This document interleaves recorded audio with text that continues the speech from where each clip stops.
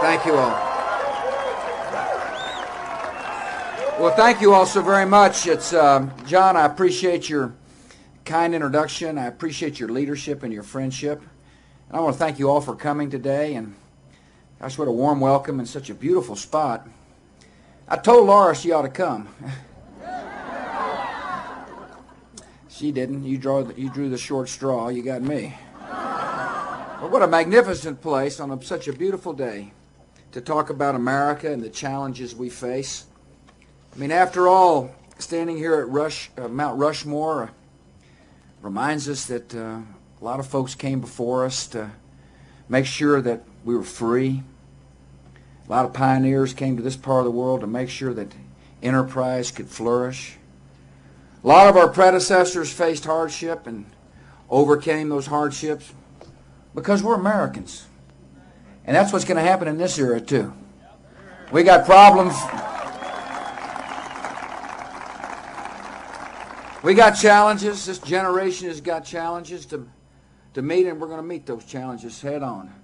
We got the challenge of fighting and winning a war against terrorists, and we're going to win that war against terrorists. We got the challenges of protecting the homeland, and we will do everything in our power to protect the homeland. And we got the challenge of economic security. Economic security in this part of the world is a big challenge, and I understand that. But we'll do everything in our power to overcome that challenge as well. Now, this is America. America, a land based upon strong values, inhabited by great people. There's no doubt in my mind that the challenges we face will be challenges we overcome. I'm glad to come to share that optimism with you in this historic spot. I appreciate those who work for our Park Service. I particularly want to thank my Secretary of Interior, Secretary Gail Norton. I want to thank the park managers, the hard-working folks who work for our Park Service for providing such a magnificent site for our fellow Americans to come and witness history and be a part of nature at its best. I want to thank so very much Governor Tom Ridge, who is my Homeland Security Advisor, for traveling with me today. He was the governor of Pennsylvania. I said, listen, you need to leave being governor of Pennsylvania. We got a problem. We need to secure the homeland. And thankfully he sacrificed and moved to Washington to serve side by side with me and doing everything we can to make our homeland secure. I appreciate so very much your governor, Bill Janklow, for being here. Bill's been a friend of mine for a long period of time.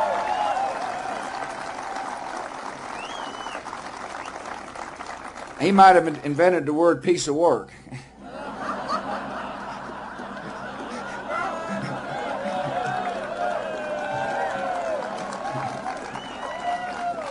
But he's a good piece of work. I want to thank Majority Leader Tom Daschle for coming today. Tom, I appreciate your time. I'm honored you're here. And I want to thank Senator Tim Johnson as well for taking time out of his day to come to be here at Mount Rushmore. I had the honor of, when I landed in Air Force One at Ellsworth, I had the honor of meeting a fellow named Jerome Harvey. He's a professional firefighter who volunteers his time to help people in need. He grew up in a volunteer fire department and has since taken on this important job for his lifetime. I bring him up because he's helping others learn how to fight fire. He's a part of what I call a soldier in the army of compassion. I'm confident there's soldiers in the armies of compassion right here. People who've decided to use their talent and time to help people in need. That's the spirit of America that I love. The fact that we've got neighbors willing to help neighbors. People who are willing to take time to ask that fundamental question, what can I do to make my community a better place? So I appreciate Jerome coming out to say hello. And for those of you who are serving your communities in any kind of way, I want to thank you from the bottom of a grateful nation's heart.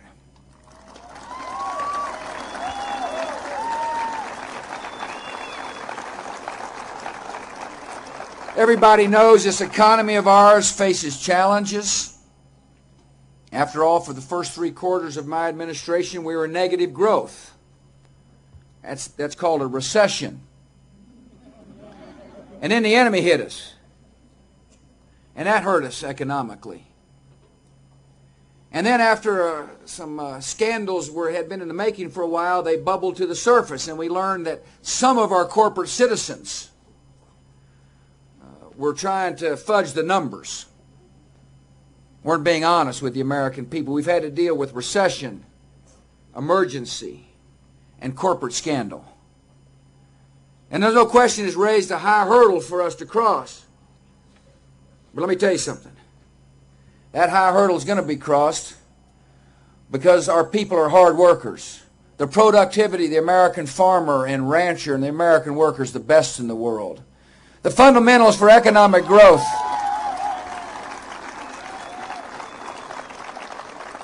The fundamentals for economic growth are sound. Inflation is down. Interest rates are low. Productivity is high. The consumer is spending money. Now, we got the foundation laid. Now we just got to build on it.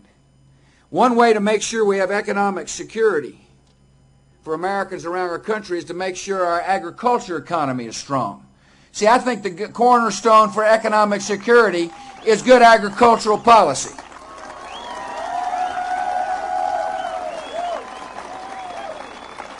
This is something I know something about. As a matter of fact, after I leave here, I'm heading back to Crawford.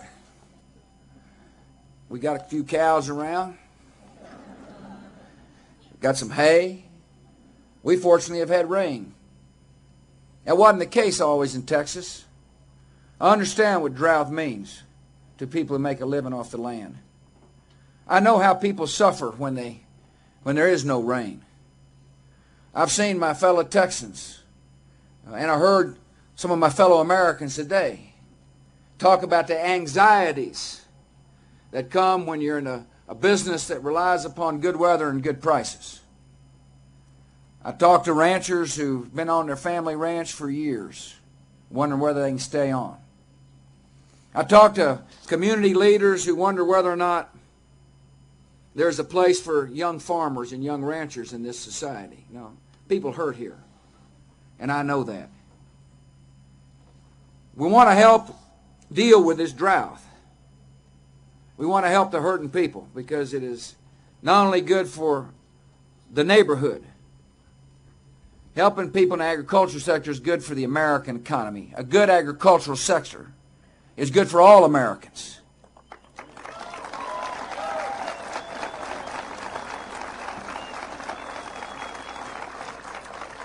On Monday, the Department of Agriculture made $150 million available for immediate emergency feed for livestock producers here in South Dakota and 3 other states. 64 of your 66 counties have been allowed emergency assistance. We're working hard. I want you to know I signed a farm bill. And I'm proud to have signed the farm bill. Some of us in this audience who supported the farm bill took a little heat over it. I know the senators supported it. John supported it. We took heat over it because I guess some people didn't understand how important the farm economy is. But I said when I signed that bill, there's $180 billion in that bill of taxpayers' money to help our farm and ranch community. And as we move forward to help our ranchers with drought relief, I expect that help to come from the $180 billion so we don't run up additional deficits in the federal budget.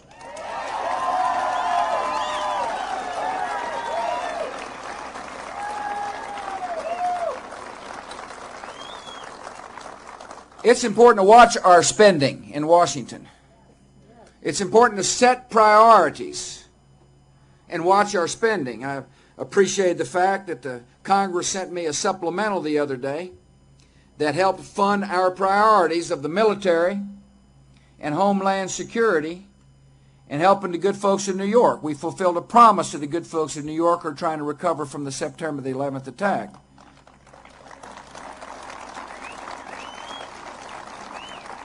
But in that particular bill, they added $5 billion I didn't ask for. And they put some fine print in the bill that said either you spend all the $5 billion or you spend none of the $5 billion. In other words, you spend every dime in there beyond the request or you spend none of it. For the sake of fiscal responsibility, I made the decision to spend none of the extra $5 billion.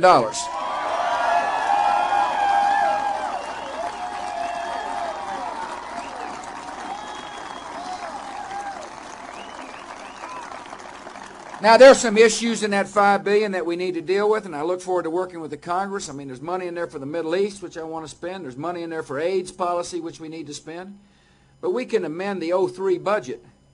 So the message is clear. In order to make sure we don't put a drag on our economic security measures, for economic growth, we've got to be fiscally sound in Washington, D.C., fiscally responsible with the people's money.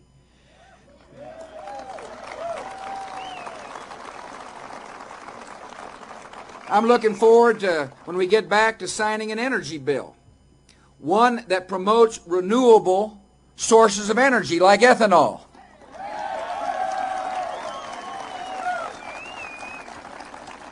Ethanol is good for our economy.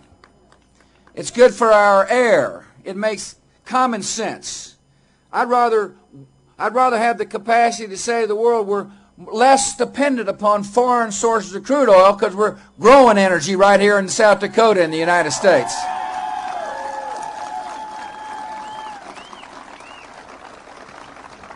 For the good of our economy, we need common sense forest policy.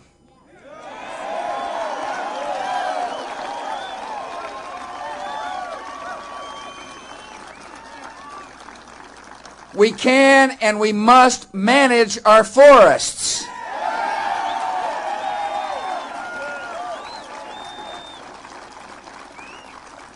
We must keep them disease-free.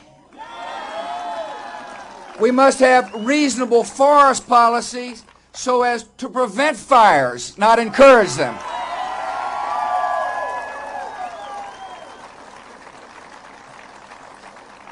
In order to help our economic recovery, we need to make the tax relief package we passed out of the Congress permanent.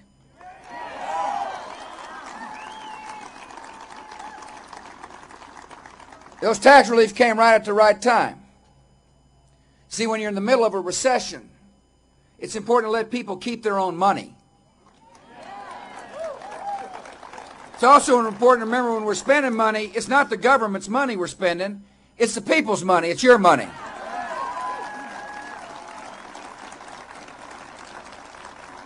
I mean, we did a good job of cutting the marriage penalty. After all, we want our tax code to encourage marriage, not discourage marriage. We want the tax code to encourage small business growth, not discourage small business growth. And that's what cutting the personal income tax rates do. Most small businesses are sole proprietorships or limited partnerships. They pay income taxes at the personal rate. So reducing taxes is good for capital formation and job creation. But we also did something else that I think is important for South Dakota farmers and ranchers. We sent the death tax on its way to extinction. That death tax is if you're interested in keeping people on the farm, you got to get rid of the death tax. If you want to help the ranchers, you got to get rid of the death tax. But unfortunately, it didn't work that way. We sent it on its way to extinction. But the problem is it bounces back after 10 years. For the sake of economic vitality, to allow our producers and entrepreneurs to plan. For the sake of keeping people on the farms and ranchers, we need to make the tax relief permanent.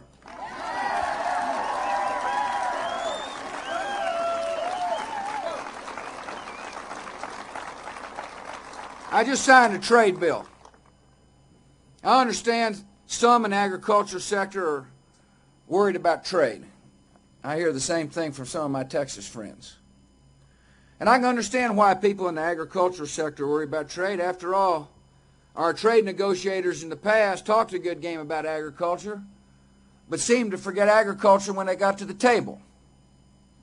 My attitude is that if you're going to have trade policy, and if you want to boost the economic security of the American people, you start with your strength. And one of our great strengths in this country is the productivity of our farmer and rancher. One of the great strengths of America is that we produce more food than we need. And if you produce more food than you need, it seems like to me that you ought to work to sell that food overseas to people. We ought to be feeding the world here in America.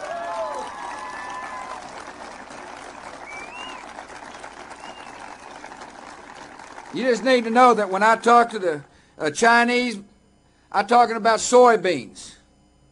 I want South Dakota soybeans to be sold into China.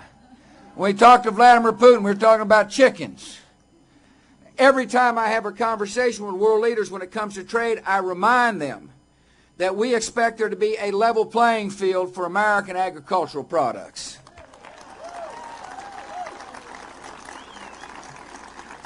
I believe firmly that good trade policy will yield good jobs in America. And finally, to make sure that we have economic security, we've got to regain the confidence of the American people. After all, the confidence had been shattered. There's too many stories in the business pages and now on the front pages of people who were fudging the numbers. People who had a position of responsibility but forgot to behave responsibly. People who didn't treat their shareholders and their employees with respect. People who are now, when we find them and prosecute them, are going to be serving hard time, not finding easy money.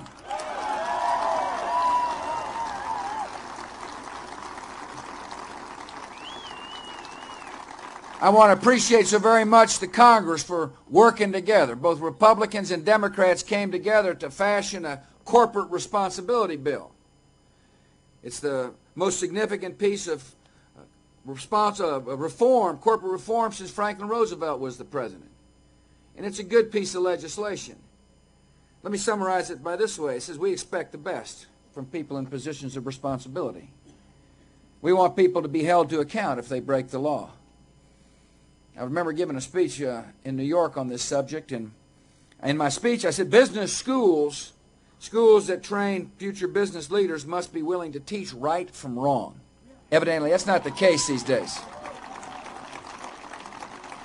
Evidently, there's some nervousness in some of the college campuses about teaching right from wrong. And after I gave the speech, I was working the rope line. A professor who's at a business school said, "Thank you for saying that. We need to do that in around America." A big fella standing next to him said, "Well, if you really want to send an ethics lesson in America, if you really want to teach right from wrong, put some of them in handcuffs on national TV as you lead them off." And that's what's going to happen when we find people who cheat the American people. By far, the vast majority of our corporate citizens are good and honorable people. You got some fine corporations here in South Dakota. People who care deeply about their employees. People who understand that they've got to tell the truth. No, by far, the vast majority of our leadership around this country understand what it means to be a responsible citizen. And we're cleaning up the mess. Slowly but surely, the American people are understanding that this future is a bright future for us. That economic security will spread its wings throughout our society. And you just need to know I'm not going to rest. Neither will my administration rest until we're sure anybody who wants a job and can't find one is able to find work. We got another big challenge facing America, and that is to protect our homeland. I want to appreciate the moms and dads who brought your kids here today. It's probably hard for you to understand why anybody would want to hurt America. Why would we have to protect the homeland in the first place? Let me tell you why. It's because your country loves freedom. We love the freedom.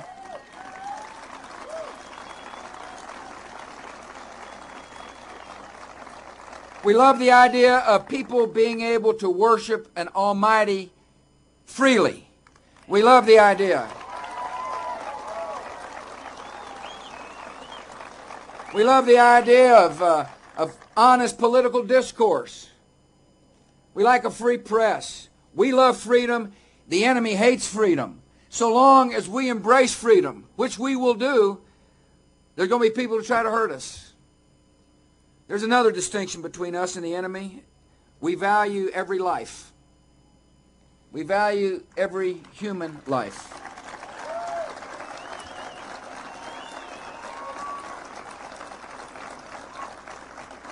And these folks are out there. They're haters. They're out there. And our job is to make sure that the homeland is as secure as possible. As you know, I proposed a significant reform of the agencies involved with homeland defense. We've got over 100 agencies scattered all around Washington. We've got some part of defending the homeland. And that doesn't make much sense. If the number one priority of the government is to protect the homeland, it seems like to me that those agencies involved with protecting the homeland need to be under one boss. They need to have one chain of command. If you want to change a culture, if you want to set a clear priority, we ought to organize our government so that priority is the most important thing these agencies do. And so I called upon Congress to join me in the creation of a Department of Homeland Security. And we're making some progress on the Department of Homeland Security. But I'm a little worried about some of the noise I hear. I don't want our hands tied so we cannot do the number one job you expect us, which is to protect the homeland.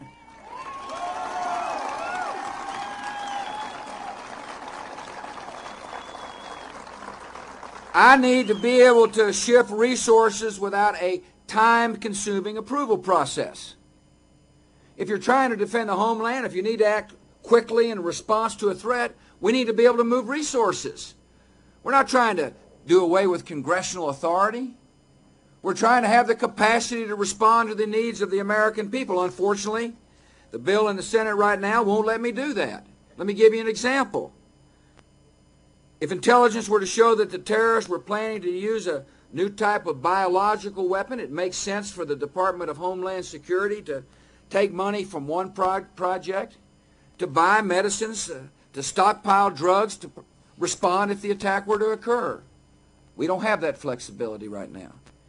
I'm not allowed to reorganize old agencies to meet new threats, and I'll give you an example. On our border, listen, we need to know who's coming in the country. We need to know what they're bringing in the country, and we need to know if they're leaving the country.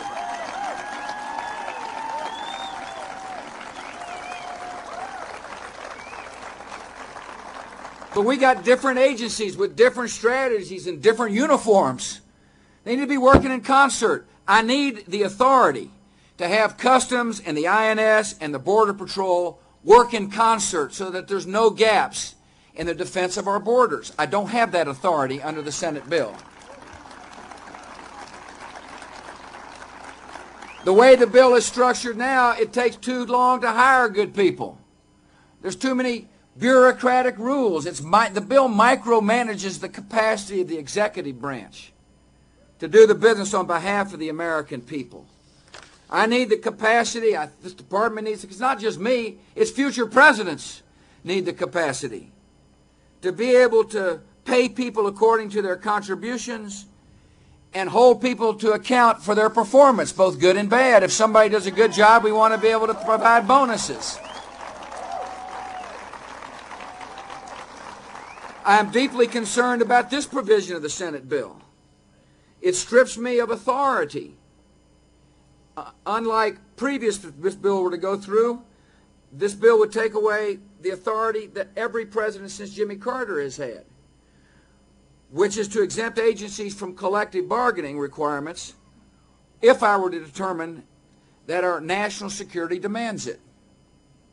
It's important during times of war that we be flexible to meet our needs. Now, having said that, I'm absolutely confident and know that this department will protect federal workers' rights, will safeguard against unwillful discrimination, there'll be whistleblower protection, they'll be able to be in a union if that's what they choose to do. But I need flexibility to be able to run this department. I need the flexibility to be able to look at the American people and say we're doing everything we can to protect the homeland against an enemy that hates us.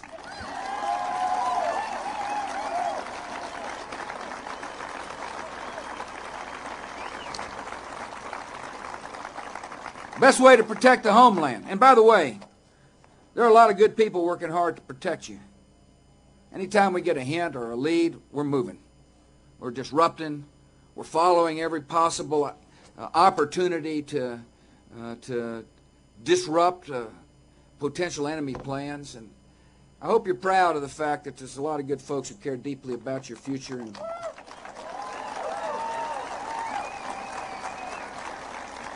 I sure am. I'm proud of the way our people are responding. But the best way to protect the homeland, the best way to make sure our children can grow up free, is to hunt the killers down one by one and bring them to justice.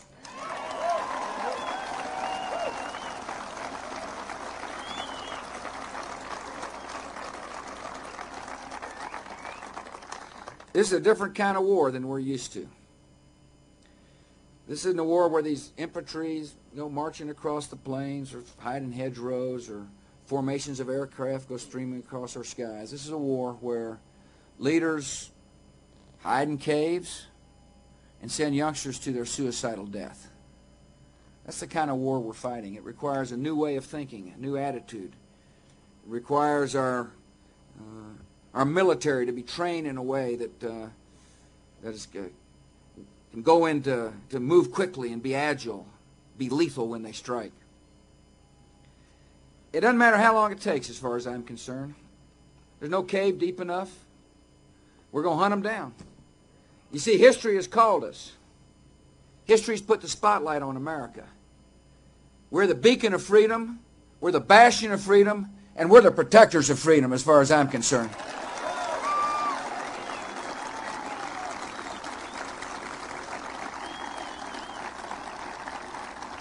I submitted a significant increase in our defense spending. It's the biggest increase since Ronald Reagan was the president for two reasons. Anytime we put our troops in harm's way, they got to have the best training, the best pay, the best equipment possible.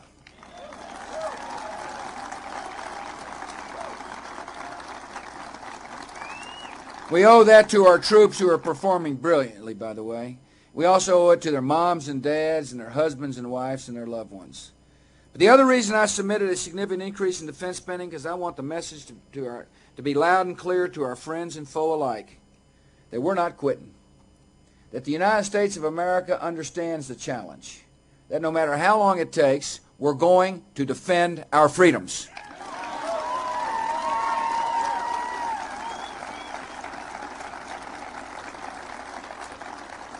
And we're making pretty good progress. Making pretty darn good progress.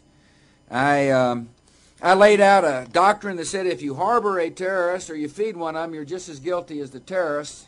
And the Taliban found out exactly what we meant. But I want the youngsters here to understand that when we went into that country, we went in as liberators, not as conquerors. We freed people from the clutches of a barbaric regime. And thanks to the United States and our friends and allies, many young girls now go to school for the first time in their lives.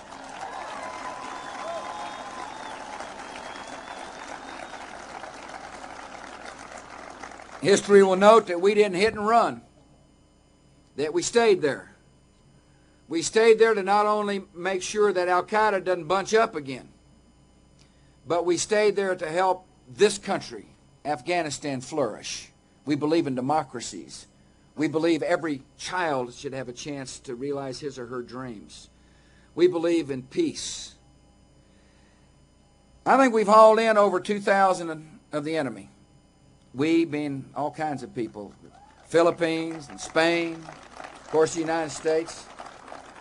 We're making pretty good progress. We're getting them one by one. Sometimes you'll read about it, sometimes you won't. This isn't a very dramatic war as far as TV goes. But we're making dramatic progress, best way to put it. And by the way, about equal a number of the people weren't quite as lucky as those who were captured.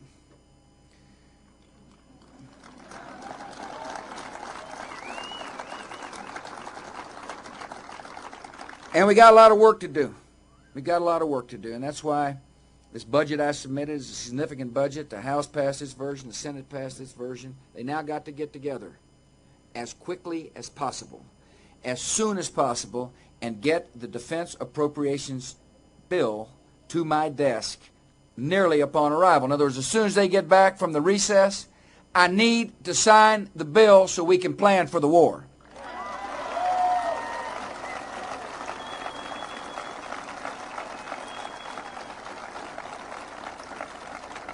I hope you can tell that I'm an optimistic person. I'm an optimistic person because I understand America. I understand the strengths of America.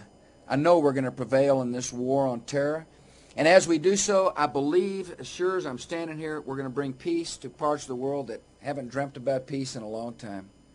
By being firm and strong and diligent, we'll bring peace not only to our own children and their children, but we can bring peace to the Middle East and peace to South Asia. Now we have a fantastic chance to take the evil done to our country and turn it into good for worldly peace.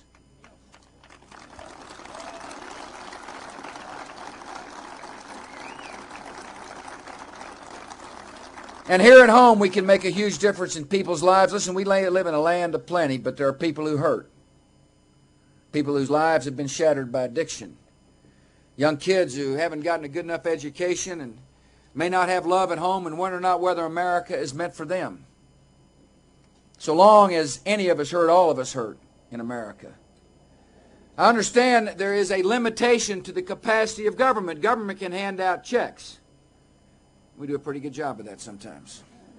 But what government cannot do is put love in people's hearts or a sense of purpose in people's lives in order to change lives for the better. In order to make sure we eliminate those pockets of despair and hopelessness, it will require loving Americans to act.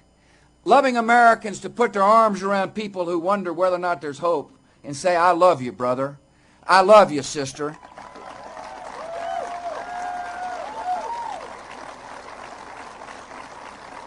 People ask me what they can do on the war against terror. My answer is love a neighbor just like you'd like to be loved yourself.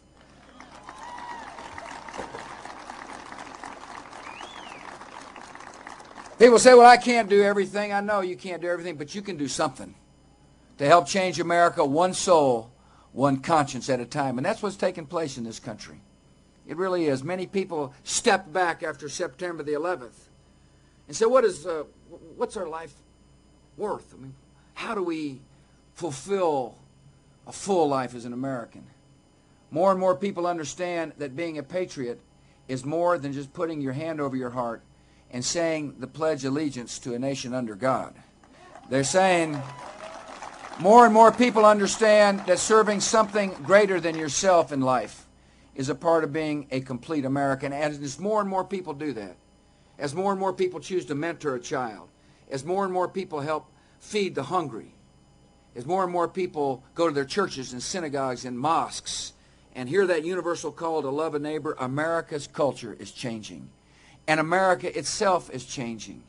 America's culture is changing from a period in which we all have said, if it feels good, just go ahead and do it. And if you got a problem, blame somebody else.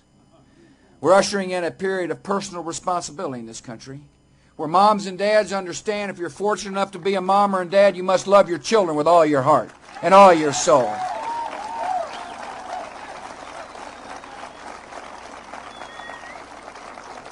People in America are understanding that if you live in a community, you got to help that community realize its full potential.